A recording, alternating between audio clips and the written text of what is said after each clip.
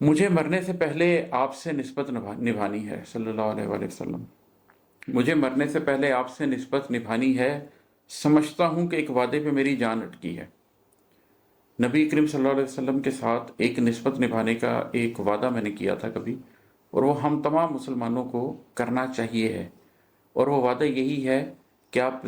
زمان و مکان کے اس کھیل میں جس جگہ پر پیدا ہوئے ہیں وہاں پر امتی ہونے کی حیثیت سے آپ کی ذمہ داری کیا بنتی ہے۔ آپ اور میں، ہم آخر الزمان میں پیدا ہوئے ہیں، آخر الزمان بھی اپنے آخر کے قریب پہنچا ہوا ہے۔ سورۃ الکہف مکمل طور پر ہمیں بتا رہی ہے کہ آخر الزمان میں زندگی کو کیسے گزارنا ہے۔ تو نبی کریم صلی اللہ علیہ وآلہ وسلم کی نسبت سے، جیسے اس زمانے کے لوگ جو اصحاب میں شامل تھے، انہوں نے اس زمانے کی حقیقت کو سامنے رکھتے ہوئے ایک سٹرگل کی تھی، ایک جد و جہد کی تھی، اور اس وقت کے تقاضوں کو نبھایا تھا، اسی طریقے سے آخر الزمان میں زندہ مسلمان کو بھی نبی کریم صلی اللہ علیہ وسلم کے ساتھ نسبت قائم رکھتے ہوئے اس زمانے کے لیے جو حکم ہے جو کہ سورۃ الکہف میں آیا، اس کو سامنے رکھتے ہوئے کچھ کام کرنے ہیں، پہلے اپنی ذات کے لیے، پھر اپنے خاندان کے لیے، اور پھر کوشش کرنی ہے سوسائٹی ایٹ لارج کے لیے۔ تو میں نے بھی ایک ایسی کوشش کا وعدہ کیا ہوا ہے،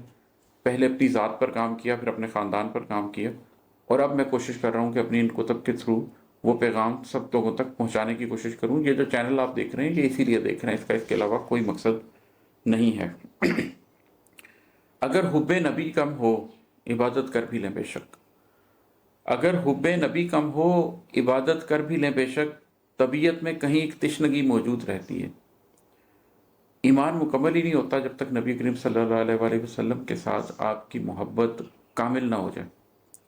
جب نبی کریم صلی اللہ علیہ وسلم کے ساتھ آپ کی محبت کامل ہو جاتی ہے تو پھر ہی آپ کو وہ اطمینان نصیب ہوتا ہے عبادت کے اندر بھی، ورنہ عبادت کے اندر بھی آپ کو وہ اطمینان نصیب نہیں ہوتا۔ میں اس کے اوپر آپ کو اپنی زندگی کا ایک واقعہ سناتا ہوں جو میرے ساتھ آج سے بہت برس پہلے ہوا تھا۔ بڑا عجیب سا واقعہ ہے، لیکن اس وقت میں ایک بڑی عجیب کیفیت سے گزرا تھا، تو وہ میں آپ کو سناتا ہوں۔ ہوا یہ کہ قصص الانبیاء پڑھتے ہوئے اور انبیاء کی شان پڑھتے ہوئے اور یہ سب کچھ پڑھتے ہوئے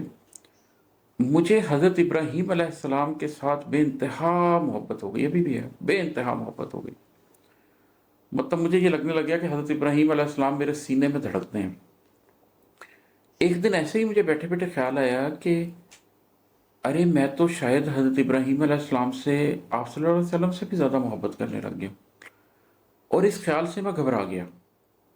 اور میرے اندر ایک عجیب کیفیت پیدا ہو گئی، اور میں نے کوئی 2-3 دن 2-3 راتیں ایک عجیب اضطراب میں گزاری